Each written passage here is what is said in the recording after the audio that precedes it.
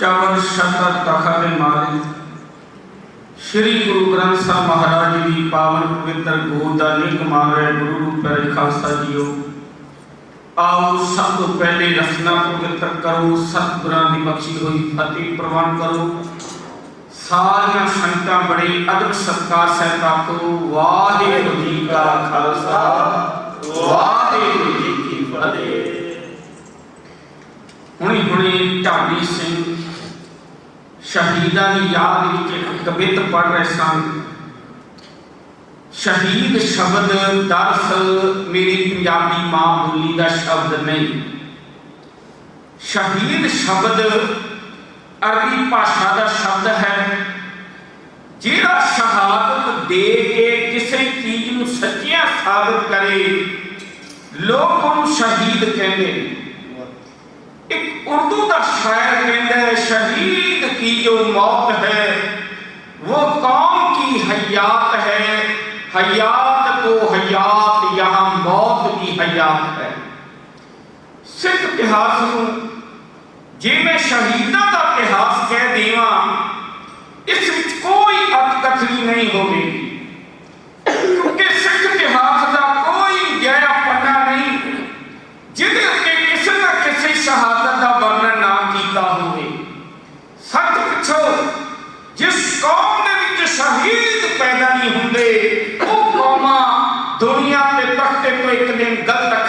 नाल मिट जाया करदियां।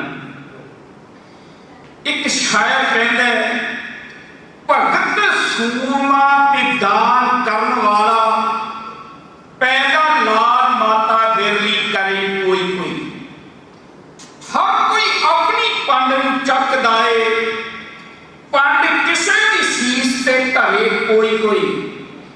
मिठा बोलिया दुनिया खुश हुंदी, कौड़ा बोलिया किसे दा जरे कोई कोई। खातर अपने मागी कुल दुनिया, ऐ परदेश ते कौम लई मरे कोई कोई। सचमुच मां गुजरी ने उस मर्द मुजाहिद नूं पैदा किया जिन्हें दुनिया का इतिहास बदल के रख दिता। एक वो है जो बदलते हैं जमाने के साथ साथ, लेकिन मर्द वो है जो जमाने को बदल देते हैं। श्री गुरु गोबिंद सिंह महाराज जिन्हों का इतिहास बड़ा अलौकिक इतिहास है। श्री गुरु गोबिंद सिंह महाराज वर्गा गुरु पीर पैगंबर वली औलिया अज तक दुनिया में पैदा नहीं होया और ना होगा। इतिहास इस गल का गवाह है। कहते हैं हजरत इब्राहिम इनू आख्या गया, इहदे सामने इहदे बच्चे की गर्दन ते छुरी फेरी जाए। कहते ने बच्चा अखा के अगे लिटा दिता गया। इस्लाम का पैगंबर चीख उठिया, कहता मेरी अखां ते पट्टी बन दिओ, मैं देख नहीं सकता अपने पुत्र की मौत। राजा दशरथ उन्हें अपने पुत्र रामचंद्र को अपने हथी 14 साल का प्रवास दिता। राजा दशरथ जानता है कि 14 साल बाद मेरे पुत्र रामचंद्र ने महल में वापस आ जाना है, पर पुत्र का विछोड़ा सहन ना कर सकिया, महल को देख के अपनी जान दे दी। एक शायर कहता है, 10 रथ महल तो डेग मोया, लापे अखा दी जदों संतान हो गए। तां सैन सुनिया जदों पुत मोया, रात बोलनों बंद जुबान हो गई। मृत्यु सुनी अभिमन्यु दी जदों अर्जुन, ढिल्ली हथ चों तीर कमान हो गई। मौत भजदे अथरू अंत किरपा, बोटी जिगर दी जदों वीरान हो गई। हर कोई कहता मैं बादशाह होवां, धन माल बेअंती अमीर बन जा, पर कलगी वाले ने बिना कहे केड़ा सारा बार परिवार यतीम बन गया। मेरे हजूर ने आदर्श कायम कीते ने, एक मर्यादा कायम की। पिछले दीवाना में भी मैं जिक्र किया कि श्री गुरु गोबिंद सिंह महाराज ने जिंदगी के पौने 42 साल मुखा देवी के गुजारे और पौने 42 सालों विचों 29 साल मेरे हजूर इस अनंदपुर की धरती के उत्ते रहे। एक वक्त आया जदों 1763 विक्रमी अकाल पुरख का भावना बन के मेरे हजूर अनंदपुरी छड्डनी पै गई। हजूर ने अनंदपुरी छड्डिया, बच्चे नाल ने, माता जी नाल ने, सिंह नाल ने, लेकिन साहिबजादे मुड़ मुड़ के अनंदपुरी वेख रहे हैं। पता नहीं इस अनंदपुरी के मुड़ के दर्शन होने कि नहीं। मेरे हजूर मंजिला तय करते हुए सरसा नदी के किनारे पे पहुंचे।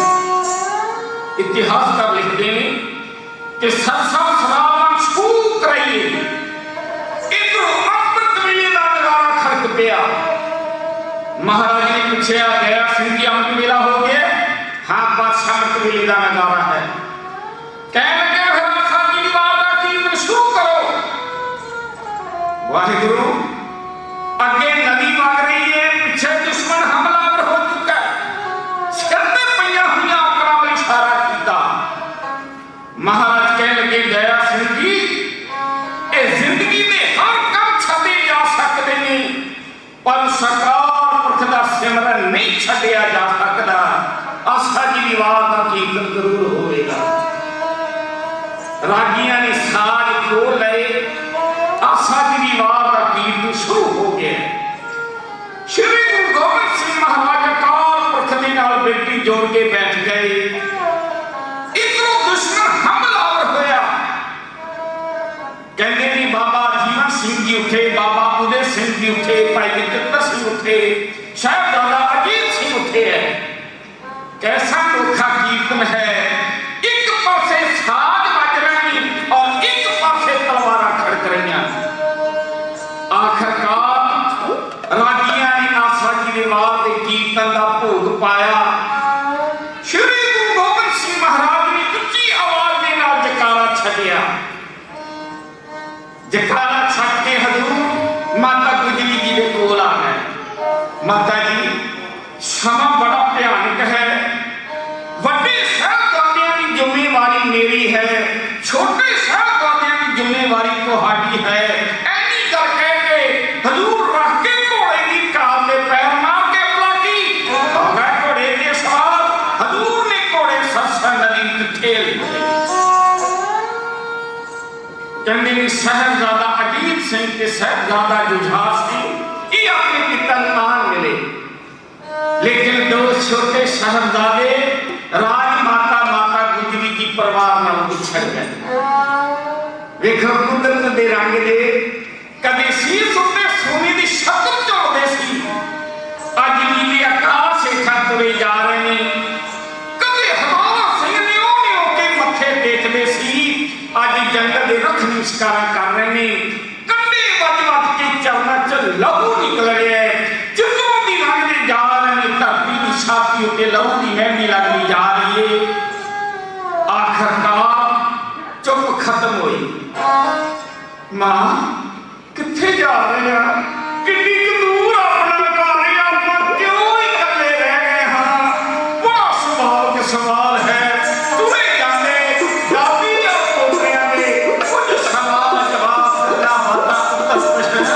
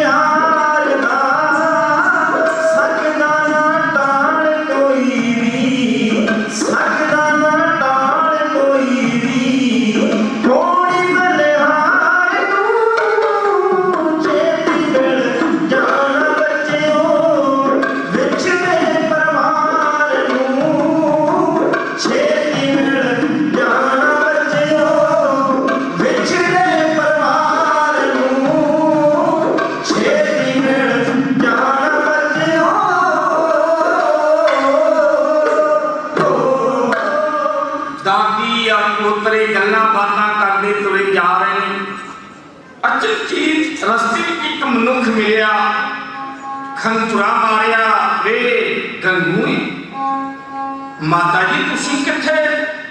वे गंगू असी ते सारे परिवार नाल विछड़ गए। ये गंगू कौन है?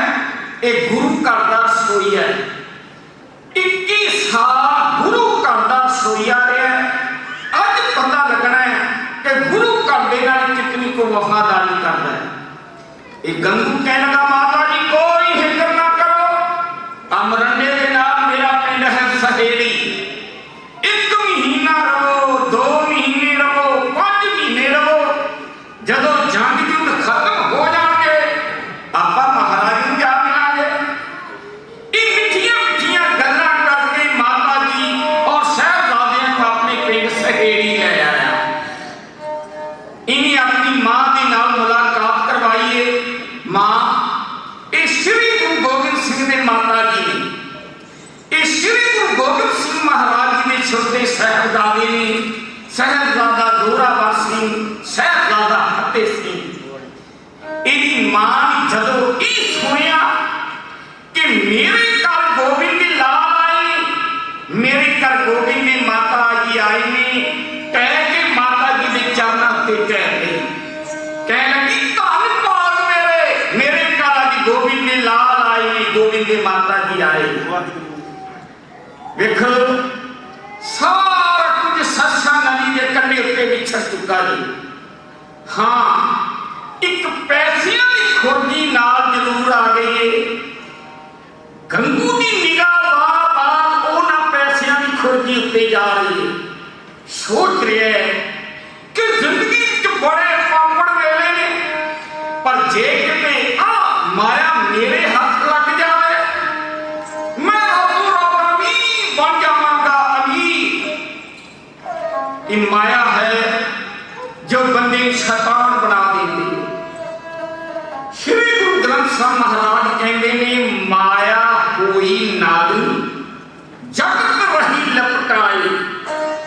कई बारी ने माया बंदे को अमीर बना देती है, ते कई बारी ये माया नाग वांगू डंग भी मार जाती है। मेरे हजूर गुरबाणी च फरमान करते हैं, कहते ने धन जोबन दोए बैरी होए, जिन्नी रखे रंग लाए, दूतों फरमाया ले चले पक गवाए। कई बारी बंदे का हुसन वो भी बैरी बन जाता जे, ते कई बारी धन भी बंदे का बैरी बन जाता है। धन जोबन दोए बैरी होए, बार-बार निगाह पैसे की खुरदी ते जा रही है। कहते ने माता जी ने बच्चियां दे, माता जी दे गर्म पानी दे नाल चरण साफ कीते, मंजियां ते उत्ते आराम करने वास्ते बच्चियां माता जी को लटा दिता। कहते ने इहदी मां रात का खाना तैयार करन लगी है, ते इहदी मां बड़ा चाह है। कहते खाना बना रही है ते गंगू कोल आन के बह गया। इन्हें हौली हौली चुल्हे की झट झांकनी शुरू कर दी। आखिरकार गंगू ने गल तोड़ी, कहता मां कल तोड़ी गल। इहदी मां कहती है गंगू गल की है? कहता मां तू कल तोड़ी गल। इहदी मां ने जदों कानी दे कोल कीता ना, कहने लगा मां ये बच्ची और माता जी कई दिनों के थके टुटे आए ने, खाना खवाउण तो बाद जिहड़ा मैं माता जी और बच्चों वास्ते दुध लैके जावां, उस दुध विच थोड़ी जी जहर मिला देनी ते लफ्ज़ां तो बाद मैं मिले लावांगा, आपां अमीर बन जावांगे, अमीर। इहदी मां ने जदों सुनी गल, इहदी मां दिल ला उठी, कहने लगी ने गंगू अपने मन विच पाप ना कर बैठी। तको जरा एक पासे गंगू की मां सवाल कर रही है, गंगू जवाब दे रहा है। गंगू की मां ने सवाल जवाब करना बाता पुत्र पुछे।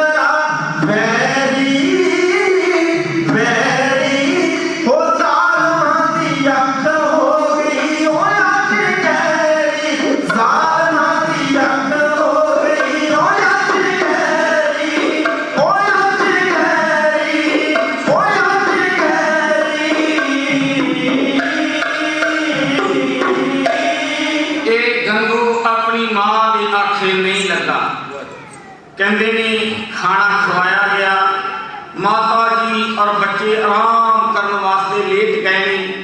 अद्धी रात हुई है ते गंगू पोले पोले पैरी कमरे विच दाखिल होया। इन्हें पैसियां की खुरजी चक्की, बाहर किने टोया पुटिया, खुरजी नप के मिट्टी पा के ते रौला पा दिता। लोगों में लुटिया गया, मैं मारिया गया, मैं बर्बाद हो गया। मां गुजरी कहने लगी, वे गंगू तेन पैसियां की लोड़ सी, मंग के ले लेंदा, यही राबिते तू कर रही है। पापी उल्टा हो गया तो हटा की ख्याल चोर मैं हाँ।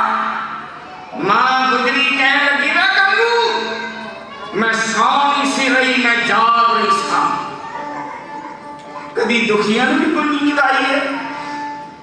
खालसा जी दुनिया में बड़े घट बंदे जे जेड़े जाग के रातां कटदे। जा रात नूं ओह जागदा है जेड़ा दुखी होवे जां रोगी होवे, वो सारी रात खंघदा है, उन्हें नींद नहीं आउंदी। जा रात नूं ओह जागदा है जां ओह जागदा है जिहदी धी मुटियार होवे।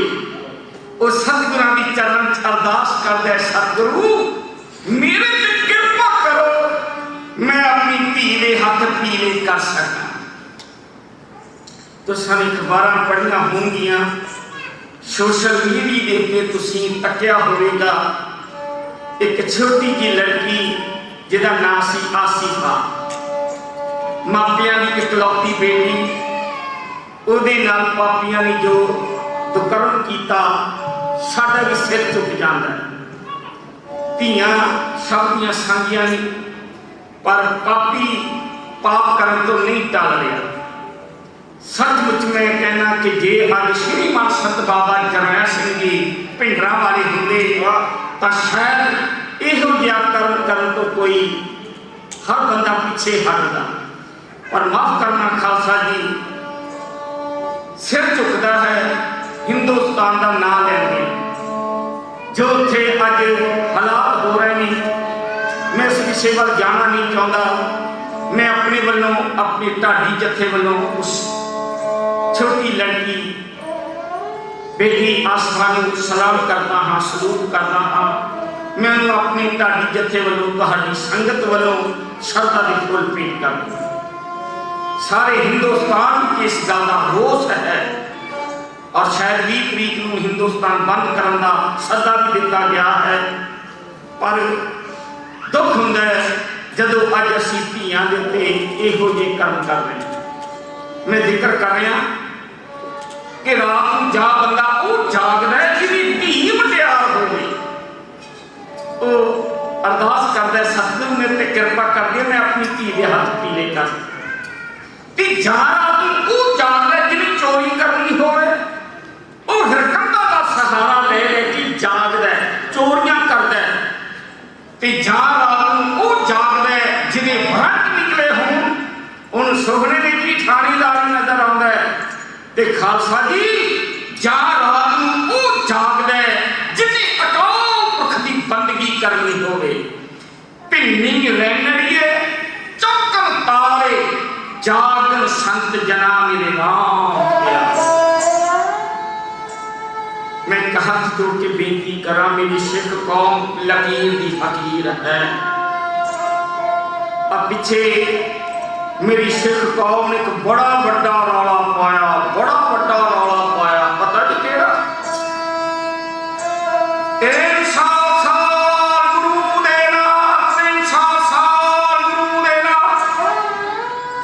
पिछले साल भी असां बड़ा बड़ा रौला पाया, 350 साल गुरां दे नाम, 350 साल गुरां दे नाम। मैं कहना 350 साल दी गल्लां छड्डो, आ 3 दिन ही ऐसे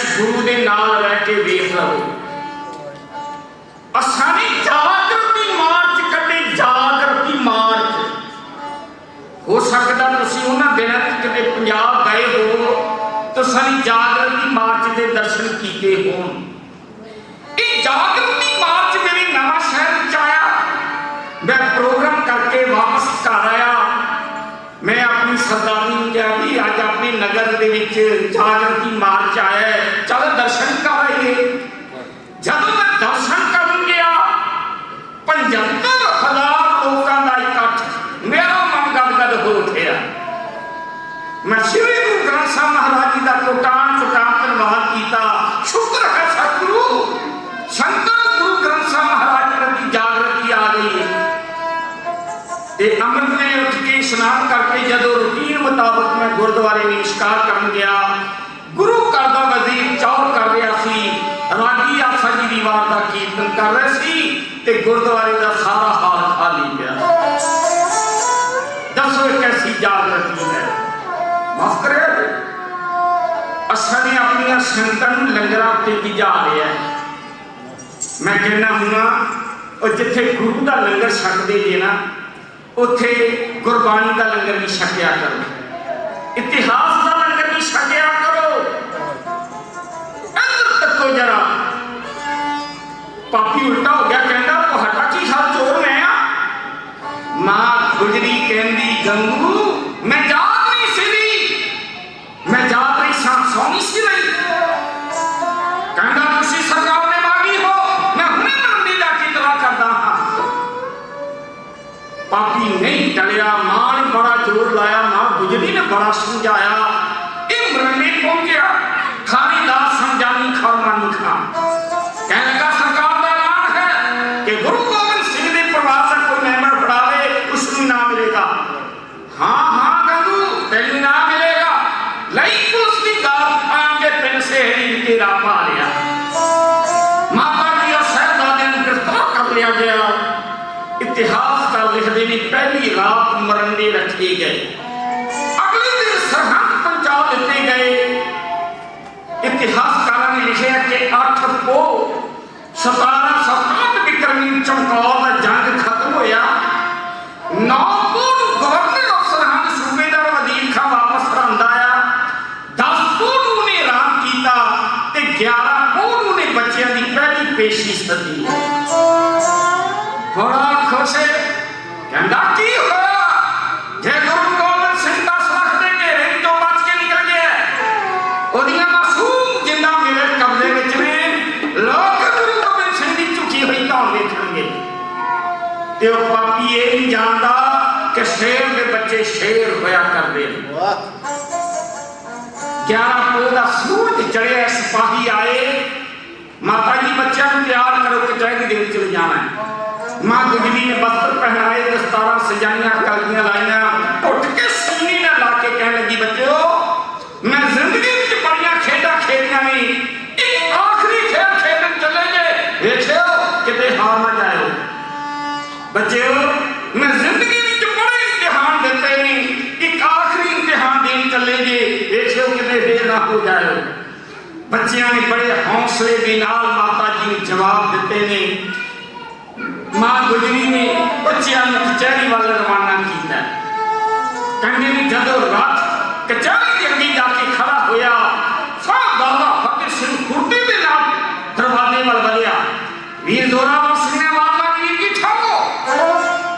फतेह सिंह ने पीछे मुड़ के देखा, वीर जी को गल कहनी चाहते। वीर जी की गल है? कहता वीर फतेह सिंह वड्डा गेट बंद है, छोटी वाली खुली है। जदों अपना सिर झुका के लंघांगे इन्होंने समझना कि आप इन्होंने सलाम की है। वीर जी आप पहलों सिर नहीं लगाने, पहलों जुत्तियां लगाउणियां ने। दोहां वीरां ने पहलों जुत्तियां लगाइयां, बड़े औखे होके सिर लगाए। भरी कचहरी च जाके आख्या वाहिगुरू जी का खालसा वाहिगुरू जी की फतेह।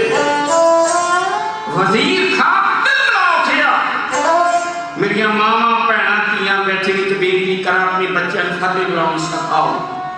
घर में कोई मेहमान आवे, निक्का जिहा बच्चा गे होके आखे अंकल जी वाहिगुरू जी का खालसा वाहिगुरू जी की फतेह। उस मेहमान को पता लगेगा कि इस घर में सिक्खी के संस्कार हैं।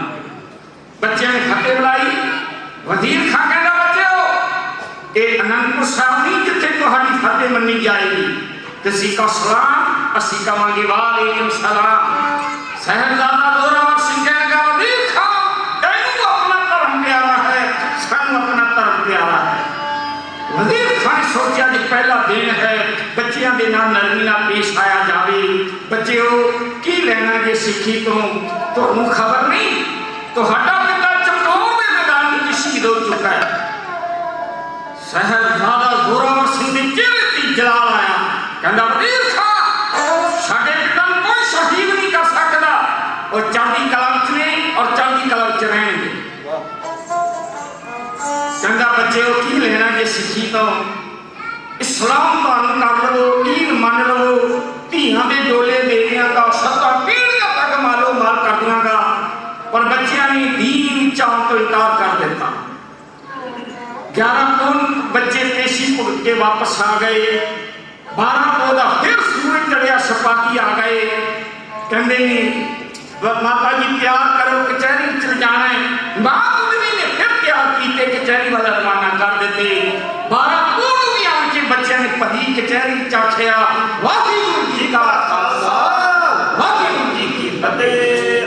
कहते ने वजीर खातर लाखिया। आखिरकार सवाल जवाब शुरू हो गए। बच्चियां ने जब सलाम कबूल करने पर इनकार कर देता, वजीर खान को शेख कहता काजी साहब फतवा ला लियो। काजी कहने लगा जी नाबालिग बच्चे ते शाहे का फतवा नहीं लाया जा सकता, ये इस्लाम कहना है। और सच्चा नंद वजीर खड़ा है, कहता ठहरो बच्चों, सरकार तो हम रिहा करने लगी है, दसो किधर जाओगे। बच्चे कहते जी पिंडा च जावांगे, लोगों को इकट्ठे करांगे, उन्हां कोलों पैसे लवांगे, उहदे हथियार खरीदांगे, फिर तुहाडे नाल जंग लड़ांगे। सच्चा नंद कहता भी सरकार की ताकत वड्डी है, वो तुहानूं फिर गिरफ्तार करेंगे, जे तुहानूं फिर रिहा करने फिर की करोगे। कहते पिंडा च जावांगे, लोगों को इकट्ठे करांगे, पैसे लवांगे, हथियार खरीदांगे, तुहाडे नाल जंग लड़ांगे। सच्चा नंद कहता हुण दसो भी ये बालग नहीं कि नाबालग नहीं। वजीर खान ने आख्या बड़ी सभा में कोई बच्चे की गल करनी चाहता। मलेरकोटले के पठाना का मुंडा कहते ने जन पठाना का मुंडा शेर खा उठिया, कहने लगा वजीर खान इन्हां बच्चों को रिहा कर दे। वजीर खान कहता शेर खान ही गल क्यों कह रहे, वो नहीं कहो तेरे प्रहलाद खान गुरु गोबिंद सिंह ने अपने हथी कतल किया, तू ते तलवार फड़ इन्हां बच्चों का कतल कर। शेर खान कहता वजीर खान मैं इतना बुज़दिल नहीं, मेरी दुश्मनी है गुरु गोबिंद सिंह के नाल। गुरु गोबिंद सिंह आज मेरे सामने आ जाए, मैं टक्कर लेने वास्ते तैयार हां। दस इन्हां बच्चों ने की गुनाह कीता है, बच्चे सब दे साथे ने, इन्हां बच्चों को रिहा कर दे। वजीर खान ने ऐसे आख्या शेर खान की अपील ते कल विचार हो जाएगी। ले जाओ उस बच्चियों, आज इन्हें ठंडे बुर्ज में रखो, ना रोटी दियो ना पानी, मैं देखना सीखी। खालसा जी ठंडा बुर्ज है, जरनैल लोग, वजीर लोग, बादशाह लोग जब लाहौर तो दिल्ली या दिल्ली तो लाहौर जाते थे, वो इस ठंडे बुर्ज में जाके रातां कटते थे। अंदाजा लाओ जेड़ा गर्मियों में कितना ठंडा हुंदा सी, ते पूरियां रातां नूं कितना ठंडा होवेगा।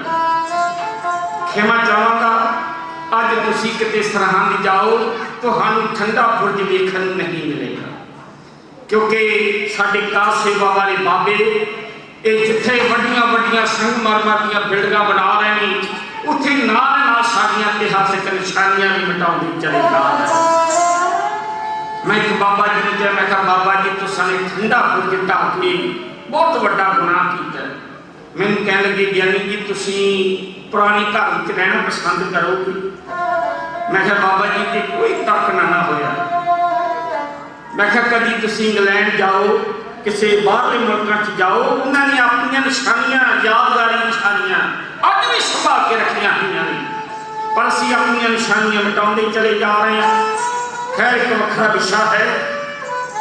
कहने ठंडा बुर्ज, ना रोटी ना पानी, इतिहासकारों ने लिखे, मेरे इतिहास का एक पात्र है श्री मोती राम मेहरा। अज असी मोती राम मेहरा भुल चुके हैं, अज असी नूरा माही भुल चुके हैं, अज असी लखमीर शमीर तख्तमल भुल चुके हैं। खालसा जी अज सच जानो, अज असां शहीद वंड रहे, ये साडी जात का शहीद है, असी इसकी याद मनानी है। ये साडी जात का शहीद है, असी इसकी याद मनानी है। असी किधर नूं तुर पे वो शहीद सब दे सांझे होया करते हैं। 12 पोह दी रात नूं इस श्री मोती राम मेहरा ने अपनी पत्नी दे गहने बेच के पहरेदारां दे के बच्चों को गरम गरम दुध छकाया सी। जदों सरकार को पता लगा, इहदा सारा परिवार कोलू विच पा के पीर दिता गया, शहीद कर दिता गया। अज शायद श्री मोती राम मेहरा के इतिहास को कोई नहीं जानता। माफ करिया जी, मोती राम मेहरा ने गरम गरम दुध छकाया। लो जी 12 पोह का दिन है, ठंडा बुर्ज है, ना रोटी ना पानी, देखो ना कंबल है, ना रजाई है, ना तलाई है, ना रजाई है। हाँ, मां गुजरी के कोल एक केसरी दुपट्टा है, उस केसरी दुपट्टे विच लपेट के जिवें मां गुजरी अपने पोतियां छाती का निक दे रही है। अच्छा ढाडी जत्था जी के सामने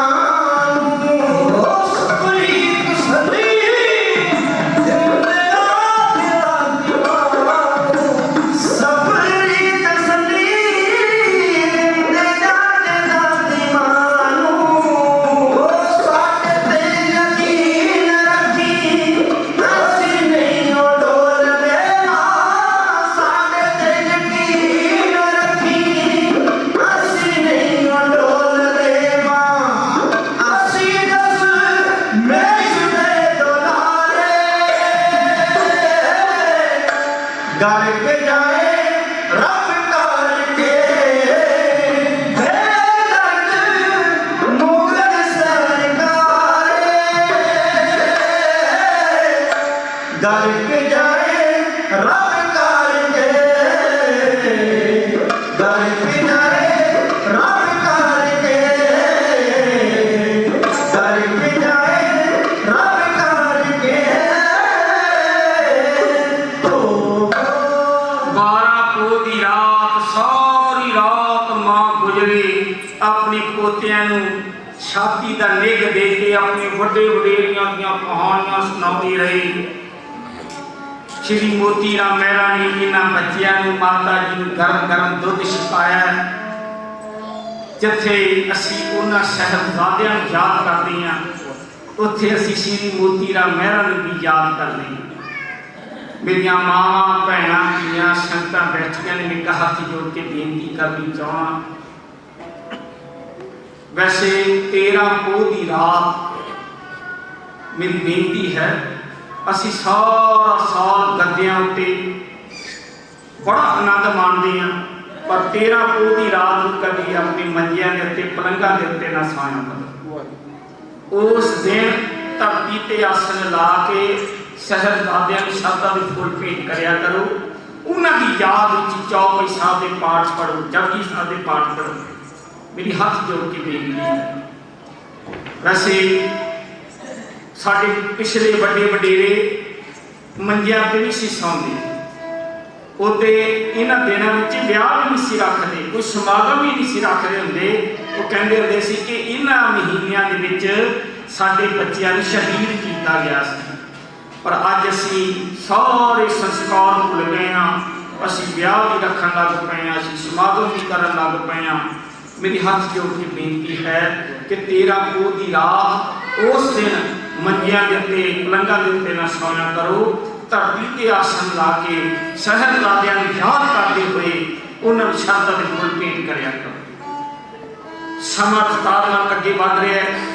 लो जी 13 पोह का सूरज चढ़ गया, सिपाही आ गए। माता जी बच्चों को तैयार कर दी। मां गुजरी ने बच्चों को तैयार किया। बच्चे कहते ने कचहरी वाल रवाना होने लगे ने। एक एक लफ्ज़ वाल बड़े गौर के नाल ख्याल आ गए। दिल ते हाथ रख के सुनने वाली गल्लां ने। बच्चे आखिरी पेशी में चले। मां गुजरी कह लगी बच्चों मैनू उम्मीद नहीं कि अज तुहाडे दर्शन हो। माता जी कोई फिक्र ना करो, असी गुरु गोबिंद सिंह दे लाडले हां। असी अपना आप वार जावांगे पर असी गुरु गोबिंद सिंह महाराज जी की पग नूं दाग नहीं लगेगा। तुर पै दोवें लाडले जग फटे गुलाब। बच्चियां ने आख्या माता जी वाहिगुरु जी का खालसा वाहिगुरु जी की फतेह। तुर पै दोवें लाडले जद फटे बुला के। जाती वारी मां ने हथ चरनी ला के। बूहे विचों पुट के बोले मुस्का के मां उड़ीकांगे सचखंड विच जाके। साडा जी नहीं लगना मां छेती आउणा नहीं ते मुख पाऊ फतेह सिंह तेरा दिल परचाउणा। तेरे बाजो अमीए सचखंड नहीं पाउणा। तेरे बाजो लगदा है स्वर्ग डराउणा। साहिबजादा जोरावर सिंह कहने लगा मां जे तू ना आई ना फतेह सिंह रुस के बह जाएगा। कहते ने फतेह सिंह बिल्कुल छोटा जिहा सी। माता जी तो जी अकाल चलाना कर गया। भाई चौपा सिंह ने घोड़ा बनना, फतेह सिंह ने उत्थे बैठ जाना। इन्हें रोना, इन्हें कहना मैं मां के कोल जाना। मां गुजरी ने कहना पुत्र तेरी मां सचखंड चली गई। फतेह सिंह ने कहना मैं सचखंड जाना। बच्चा सी सचखंड के अर्थ नहीं सी समझदा।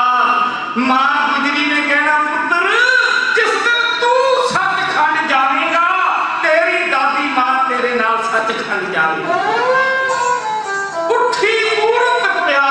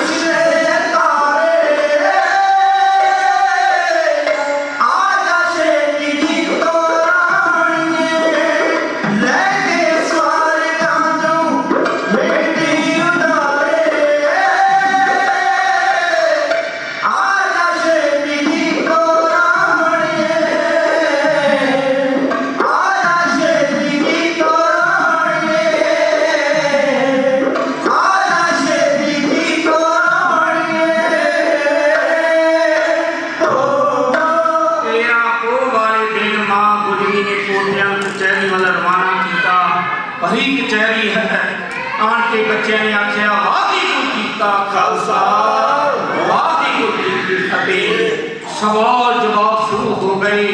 आखिरकार बच्चों ने जदों ईन मनन तो इनकार कर दिता, वजीर खान ने आख्या काजी साहब फतवा लो और नाल ऐलान कर दिता शेर खान की अपील रद्द की जाती है। शेर खान ने हाँ का नारा मारिया, कचहरी के विचों बाहर निकल गया। काजी साहब फतवा लाओ। काजी ने फतवा लाया कि इन्होंने जिउंदिया नीहां च चिण दिता जाए। कहते मजदूर आ गए, मिस्त्री आ गए, इट्टां आ गईयां, गारा बनना शुरू हो गया, नीहां पट्टियां गईयां, बच्चों को नीहां च खिला दिता गया। कहते ने इट्टां चिनियां शुरू कर दित्तियां। जदों गोडियां ते कंध आई, कंध विंगी होनी शुरू हो गई। काजी कहता मिस्त्री साहब कंध क्यों विंगी हो रही है? कहता जी बच्चों दी गोडियां दी चप्पलियां अगे नहीं बढ़िया ने। कहते सरकार का पैसा लगा है, कंध विंगी नहीं होनी चाहिए, तेसी दे नाल गोडे छांग दो। तेसी दे नाल गोडे छांग दिते गए। कहते कंध जदों कहते ने सीनिया तक आई, बच्चे बेहोश होकर डिग पए। मनियाई पिलाई गई। वजीर खान ने आख्या कोई उठे जनाब जेड़ा इन्हां बच्चों का कत्ल करे। दो जलाद उठे ने, जाशर बेग और बाशर बेग। कहने लगे अगर सरकार साडा मुकदमा वापस ले ले असीं ये काम करने वास्ते तैयार, क्योंकि इन्हां दा कोई मुकदमा चलदा सी। वजीर खान ने ऐलान किया तुहाडा मुकदमा वापस लिया जाएगा। इन्हां बच्चों के सीने उत्ते गोडे रख के तसीहे दे के इन्हां बच्चों ने कत्ल किया, इन्हां बच्चों ने शहीद किया। इधर माता गुजरी जी ठंडे बुर्ज विच बैठे ने। एक शायर कहंदा भज्जा दारे ते पज जलाद आया, आके मात गुजरी ताई कहन लगा जेड़ा जोड़ा संभाल के रखनी सै, मैनू जापदा ओ भी नहीं रहन लगा।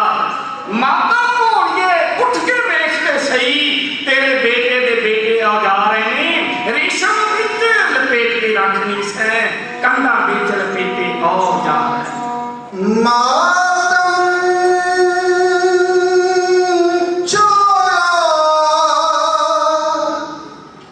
चार चुफेरे,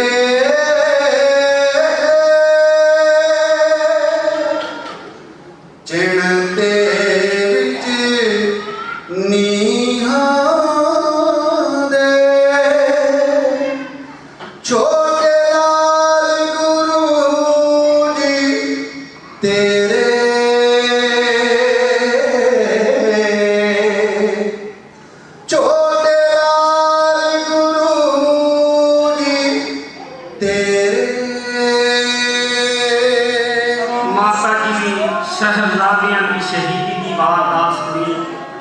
माता जी भी सचखंड चले गए। देखो अज कोई गरीब तो गरीब भी मर जाए, ओदी अर्थी के नाल 50-100 बंदा जाता है, पर सरकार का इतना डर। सरहद 2200 हिंदुओं का घर, लेकिन बच्चियां और माता जी की अर्थी के नाल केवल टोटल मल तुरया जा रहा है। अज दुनिया की सब तो अगर कोई कीमती जगह है वो है ज्योति स्वरूप। कभी सरहद जाओ, उन्होंने शहीदों को नमस्कार करके श्रद्धा के फुल भेंट करके अपना जीवन सफला करया करो। भावें मेरे 10 मिनट बाकी ने, मैं संगतां तो खेमा चाहांगा क्योंकि असी अज आनंद साहब तो बाद संगत में अरदास में असी शामिल नहीं हो सकांगे, क्योंकि ढाडी जथे ने पौ साहब ने ढाडी जथे वास्ते पीजे का इंतजाम किया। सो असां उत्थे भी पहुँचना है। सो मैं संगतां को हथ जोड़ के क्षमा चाहांगा कि आनंद साहब तो बाद असी अरदास में शामिल होवांगे, क्योंकि असां दूर पहुँचना है, फिर वापस आना है।